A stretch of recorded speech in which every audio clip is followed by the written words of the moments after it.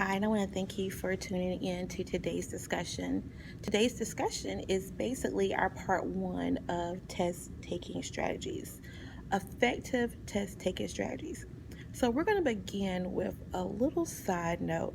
For those of you who are wondering what is one of the most effective parts of the test taking strategies, the most important part is note taking.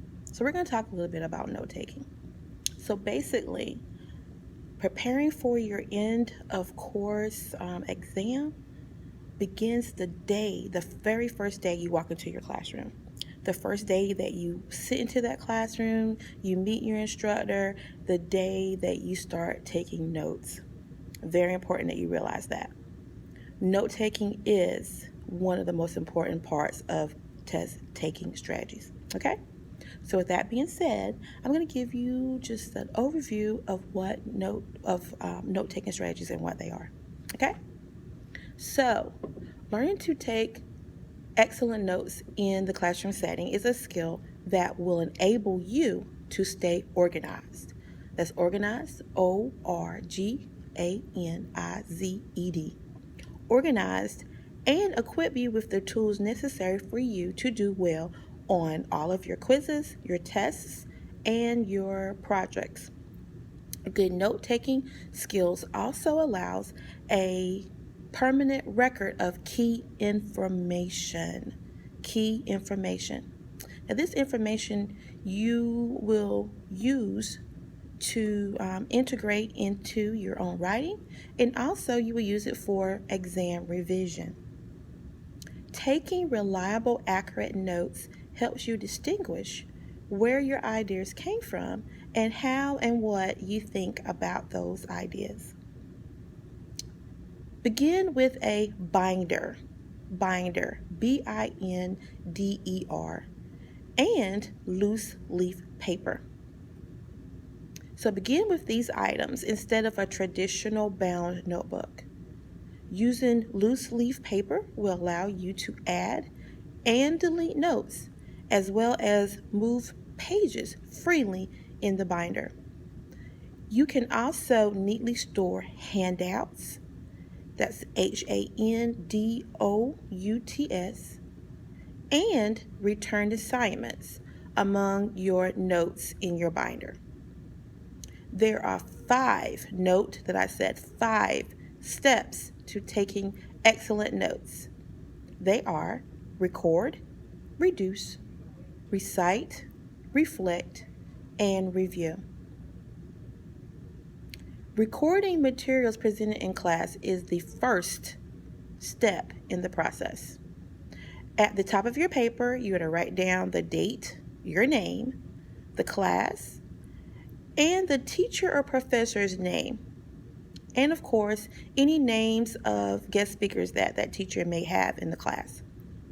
Skip a line or two and begin writing down any important information that is presented to you in your class. Do not try to write in complete sentences, but rather use fragments, abbreviations, outlines, or even drawings. Abbreviations is spelled ABBREVIATIONS, abbreviations. Write down all main ideas and objectives, as well as supporting information quickly. Make sure you can read what you have written, but you will go back to the material later, so it doesn't have to be perfectly neat. Because it is difficult to write word for word quickly, that's word for word quickly, only write down direct quotes if they are absolutely necessary. The second step is to reduce, R-E-D-U-C-E, reduce the information you have recorded. After class, you should go back to your note pages. Look at the main ideas, key points, and important terminology. Terminology. TERMINOLOGY. Terminology. Write these in a separate section. The second time around, concentrate on organizing these main ideas and writing neatly. Use this section to also write down any questions you may have about the material, as well as to link information from other sources that are related to this material.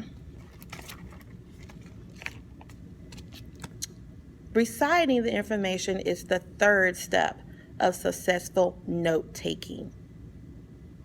Talking aloud and without looking at your notes, review what you have learned.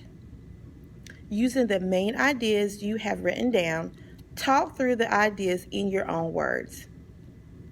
It is also helpful to create your own examples based on the information you were given in class. This will help you begin to learn the material on your own. Step 4, that is FOUR, 4, is to reflect on the material.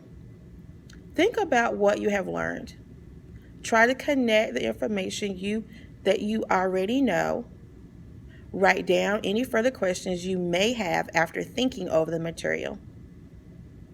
The final step is to review the notes several times. Several, SEVERAL, several times. Review the notes and any questions you may have before your next class and when studying for tests and quizzes. Following these 5 steps will help you organize your notes and learn the material. All right, guys, so I'm hoping that you were able to follow me as I was going over the notes on note-taking. So, for those of you who are viewing this video, to complete your assignment for my class, make sure that you fill in the answers, especially the ones that I emphasized. Fill in the answers, return the assignment to me for a grade, and then also view the videos that I will link with this actual video as well. These videos will be found on YouTube, and they're a reference to test-taking strategies. All right, so long for now. Make sure that if you have any questions about note-taking and the note-taking notes, please contact me. This is Ms. Tyner, and I look forward to talking with you later. Bye-bye.